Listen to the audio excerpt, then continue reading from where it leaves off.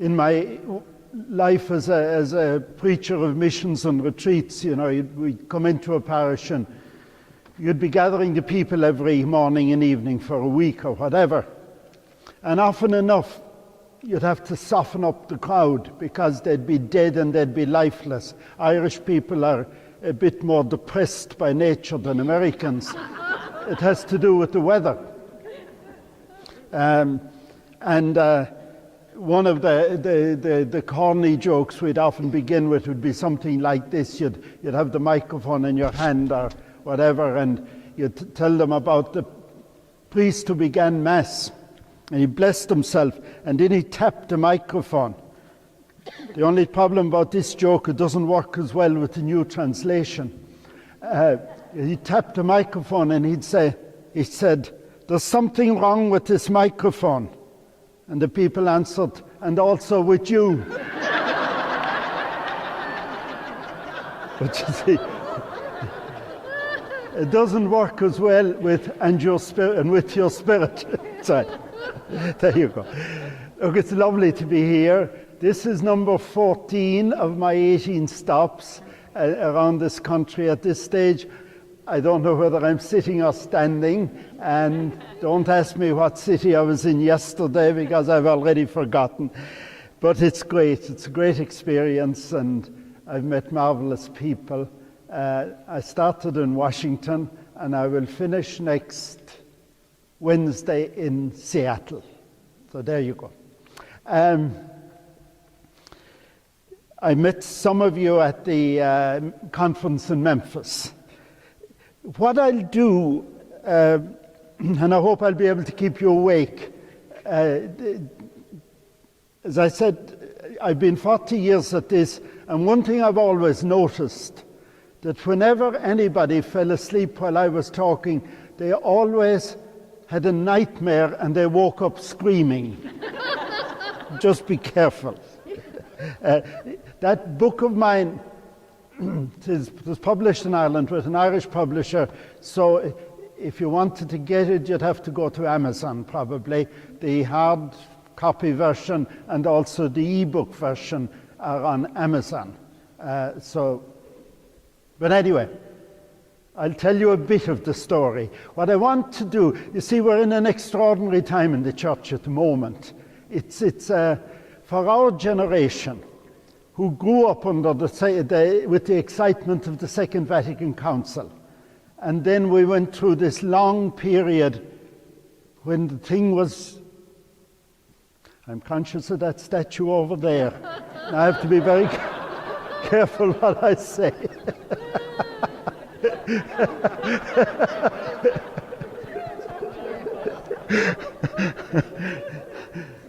Do you remember in Lent when we used to put the covers over the statues?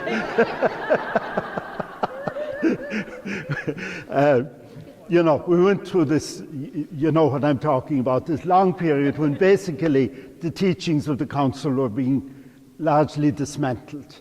And I never thought that I'd live to see the day when there would be a sign of new life in the church. So thanks be to God for it.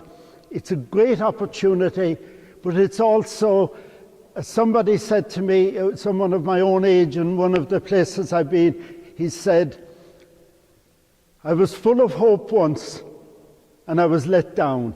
I'm afraid to hope again because I don't want to be let down a second time." But even allowing for that, it's good. But I do think that the next 5 to 6 years are going to be enormously crucial in the history of the church.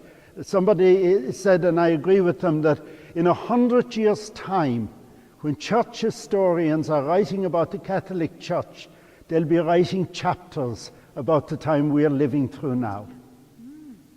And of course, only then will it be known how it has all worked out.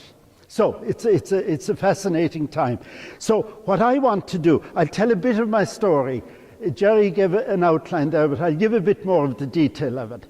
And I'll use it as an illustration of the sort of basic reforms that I think are essential in the church. I won't so much touch on the hot button issues, because we all know about those.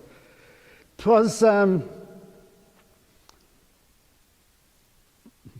Jerry got this for me, but she absolutely refused to put gin in it.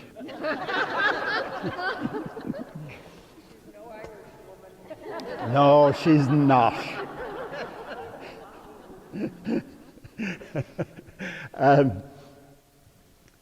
It was February of 2012 when I got the phone call.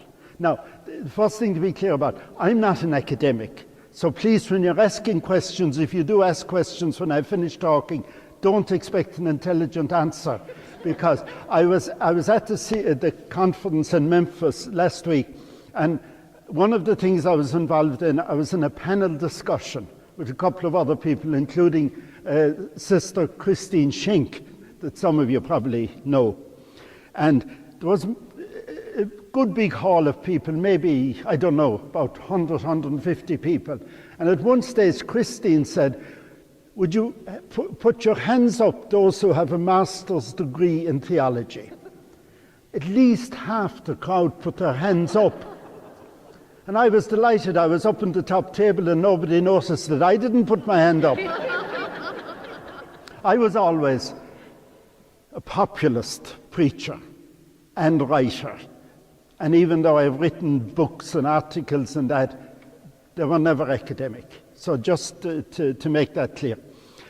So I got this phone call one evening in my cell phone, as you call it. We call it a mobile phone. And from the Superior General of the Redemptorists.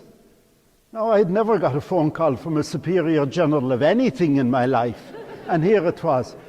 And the phone call, he said two things to me. He told me I was in serious trouble.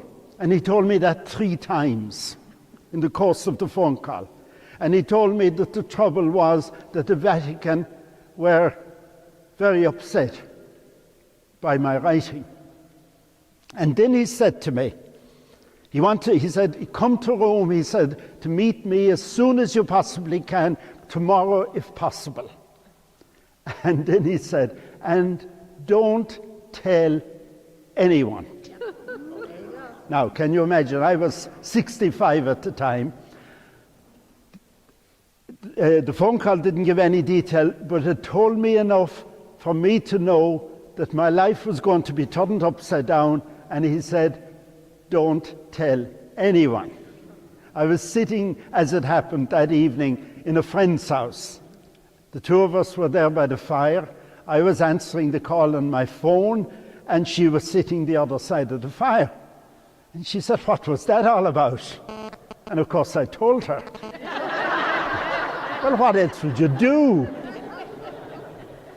And I said to her, I'm supposed to keep it secret. Now, straight back she came at me, she said, secrecy is the great weapon of the oppressor. Onto the great sentence, start off with. But anyway, it was eventually about a week before I organized myself to go to Rome. Michael Braille is the name of our Superior General. He told me I could bring somebody with me. Now, often in these cases, or most often, when a priest is in trouble with the Vatican, they'll get a canon lawyer to come with them. They'll get one of the best that they can get. I decided quickly enough I wouldn't go down that road. And do you know why? Because I'd read enough about it. I'd never had dealings with the Vatican, but I'd read enough to know that if you get into the world of canon law with the Vatican, they string you out. And they'd say to themselves, this guy is getting old. We'll just keep delaying and delaying and delaying, and then he'll die, and that'll solve the problem. So I said, no. I ended up bringing a brother of mine, Frank, who's not a priest, he was a businessman. He was just recently retired from his main work, but also all through his life, on a voluntary basis, he'd been involved with an Irish political party as an advisor, planning election strategy, policies, that sort of thing, in the media he's always referred to as a political strategist. So I rang Michael Braille after 4 or 5 days. I said, I'm going such and such a day, and the person I'm bringing with me is my own brother Frank. And then Michael Braille said this. And now Michael Braille isn't in the Vatican. He's only the head of the Redemptorists. Lives in Rome, okay, but he's not part of that curious system. But he said to me, I suppose if you're bringing your brother, you might as well tell him what it's about.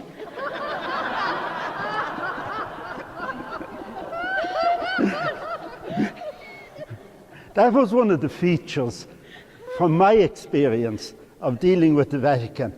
A lot of it was very funny. It really was. I mean, it was tough and, all of that. But we had myself and my friends and my family, we had some great laughs over the absolute craziness of some of what was going on. So anyway, we went, the two of us. And eventually, when we got to the headquarters of the Redemptorists in Rome, we were brought over to the general's office, and there was this table, it was a small enough table, shiny pine wood, and there were 4 chairs. And I sat there, and the general sat here, Frank sat here, and the assistant to the general, who was a man called Enrique Lopez from Central America, was there. And Michael passed 2 sheets across to me, A4 pages, with print on them. No heading, no signature, just... So I looked at one of them, and it was a selection of sentences from articles that I had written. There's a Redemptorist magazine in Ireland called Reality, and I had been a columnist for years. So, sentences from articles. That was okay. Looking down through it, it seemed to me harmless enough. Then I looked at the second one. This was a list of the sanctions and the penalties that were to be imposed on me, and I can tell you that bloody well wasn't harmless. And it was quite a shock. Now, Michael Braille did admit to me afterwards, I should have got those 2 pages at least 2 days before the meeting, so I'd have time, because I was in no fit state to have any sort of relaxed, objective discussion. But what happened was that my brother Frank and Michael Braille very quickly got down to business. And almost immediately they found a common language, the language of political strategy. Because you see, you don't get to the top in the church without being a politician. And the 2 of them settled down very quickly. Okay, we've got a problem. What we need is a plan, and we need a process and a series of steps to deal with it. I let them work away. The issues that they objected to, you see, there were basically 2 sentences. Now, I used to write articles once a month, and this was all through the time of the clerical sex abuse thing in Ireland. I know you've had it here in this country, but Ireland is a small country, and the whole thing was more compressed. So it was more in our face every day. And we've had 4 state investigations of the church in Ireland, with senior judges doing the investigation. So this had been going on for years. Papers, media were full of it, people were talking about it, and all through that, myself and my colleagues were out there trying to preach the gospel. So we were constantly involved in discussion on the church. And people ask them very genuine questions. What's gone wrong with the church? How could this possibly have happened? What sort of leaders have we in the church that they couldn't deal with it properly? And then people would talk about the priesthood and say, how has the priesthood become such a messed up institution? And it was in that context, the first sentence that they objected to was this. I said, I don't believe that the priesthood as it is now was intended by Christ. Now, I thought in the context I was writing that was about as obvious a thing as you could say. But take it out of its context and out of the time in which it was written and put it on a desk in the Vatican, and what have you got? Heresy. And the second sentence was much the same. It was about the church. And again, I said something like that I don't think that this church, this big institutional structure that we've got now, that was what Jesus intended also. Now, I didn't go into the question, did Jesus intend the church at all? Which is another question. So that was what it was about, really. So like the things about women priests and all of that actually wasn't in it at that stage. Now, do any of you lie awake at night worrying about whether Jesus ordained them on the Holy Thursday or whether it happened gradually over 200 years? I don't imagine you do, and I don't either. So those weren't issues that I felt was worth losing my priesthood over. So I was quite happy to go along with the process and see could we find a solution to this.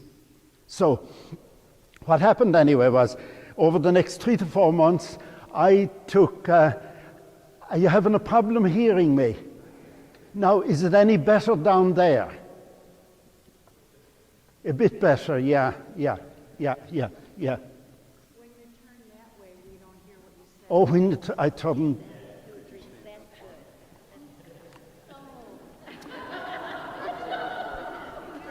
Let me try the mic now. Just now, you've been listening to me the other... No, not the mic.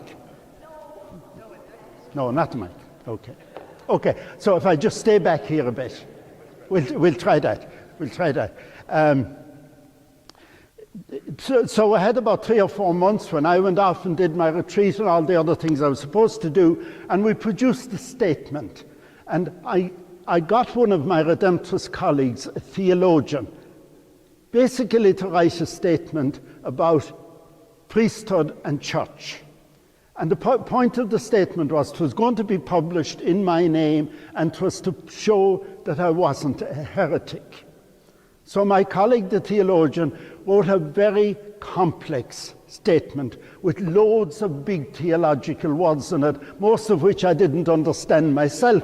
But anyway, I put my name to it because I could see what my friend was doing. He was writing a statement, and theologians are great at this, that would mean, insofar as it could, that would mean whatever the reader wanted it to mean. And off we sent it to Michael Braille, and he was going over a few days later to the CDF, Congregation for the Doctrine of Faith, to deliver the statement to them. So a couple of days later, I got a very excited phone call from Michael Braille. He described what happened. He went over. Cardinal Leveda, who was still the head of the CDF, was sitting there, and his underlings, as he called them, as Michael Braille called them, were each side of him. And he said to me, if you think Cardinal Leveda is bad, you should see the underlings. But there you go. And Cardinal Leveda said, have you got the statement? And Michael Braille said, yes. And the Cardinal said, will you read it for me? So Michael Braille read my statement, and Leveda sat there listening. And when he was finished, Leveda said, that is a very fine statement.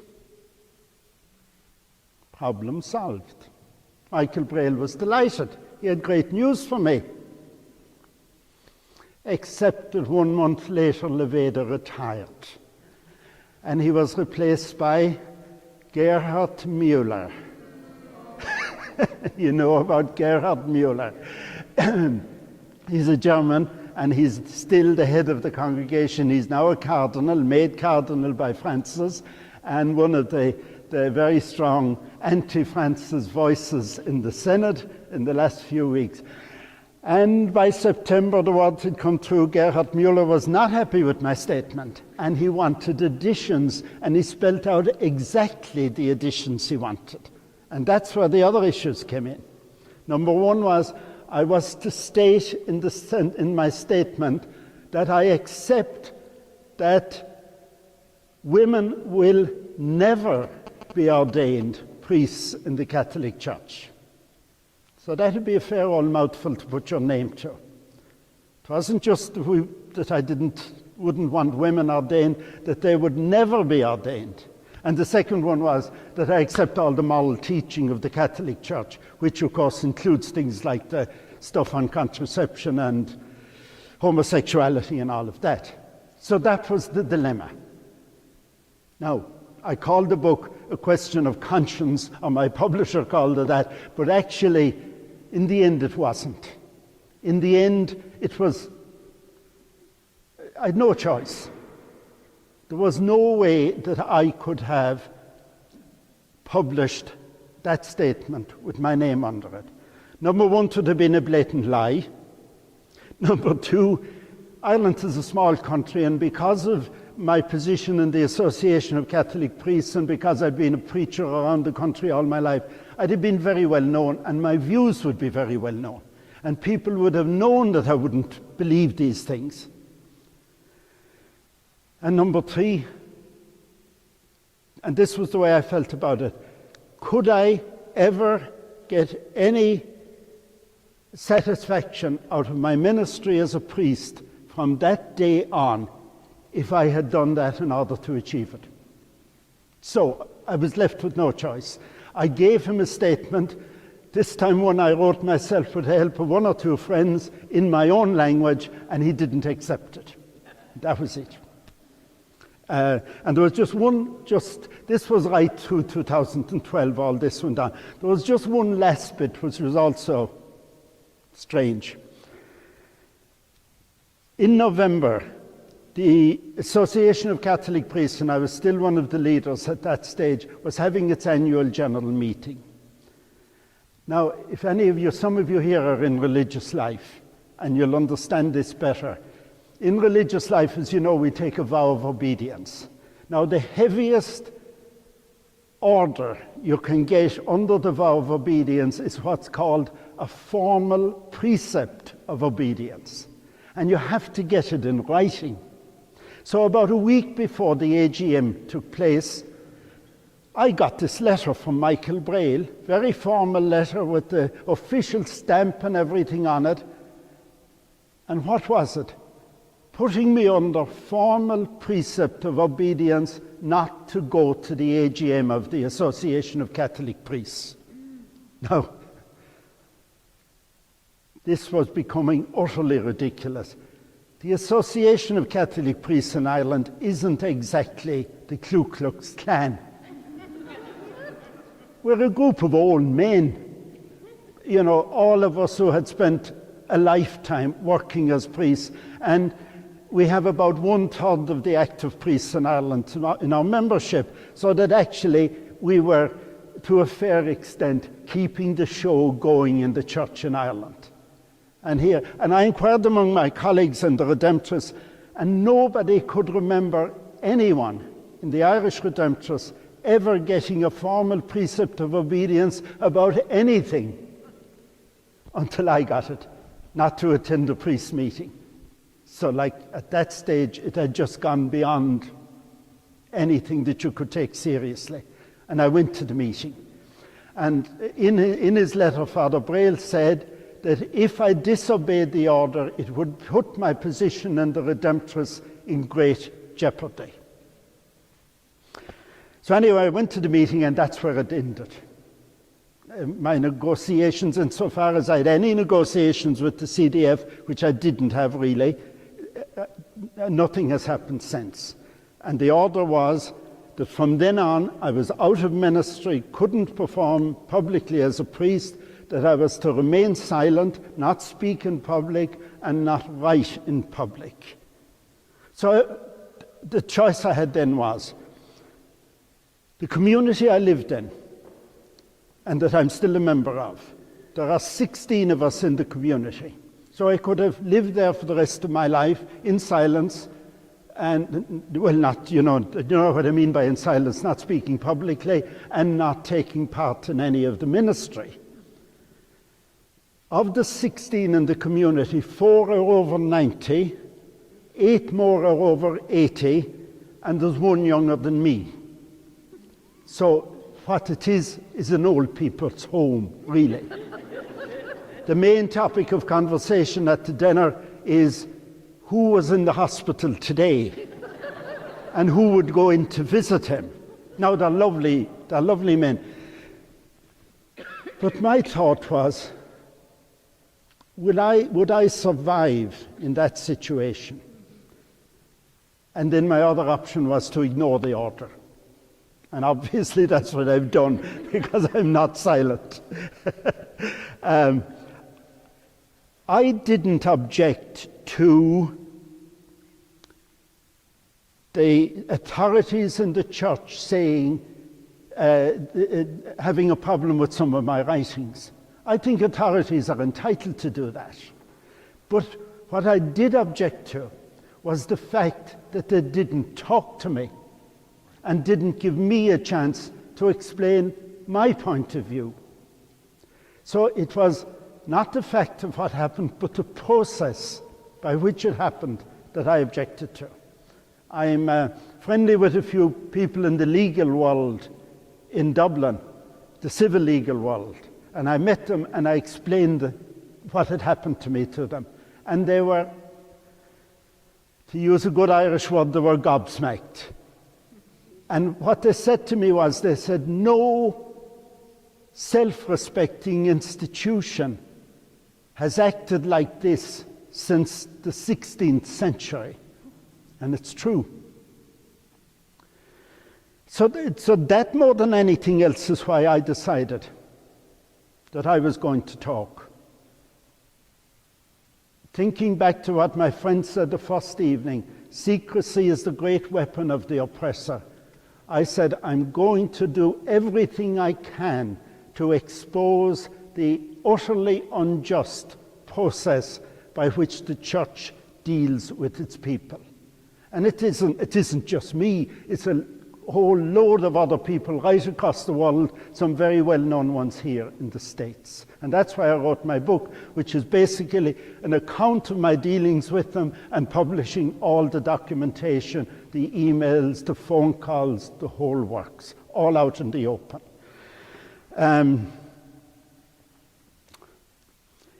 My first stop here was Washington. And I was interviewed in Washington by a lady called Maureen Fielder. Yes, some of you know Maureen. She does a program on a radio. And it was a long interview. Maureen is a lovely lady, but one of the things she was doing in the interview, she was putting to me objections that people who would disagree with me might raise. So one of the questions she put to me was, she said, you're a religious, you've taken a vow of obedience. How do you justify the fact that you are now blatantly disobeying your legitimate authority? So that was the question. And you know, sometimes, I don't know that this ever happened to you, when you're grappling with something in your life and you're not quite sure of where you stand, and then somebody asks a question or something happens and suddenly it comes clear for you. And that happened with me on that day with Maureen, because I said something that I even surprised myself in saying. The answer I gave to Maureen was, I said, the key word in your question is the word legitimate. And I said, an institution that blatantly tramples on the dignity and the human rights of its members has long ceased to call itself legitimate.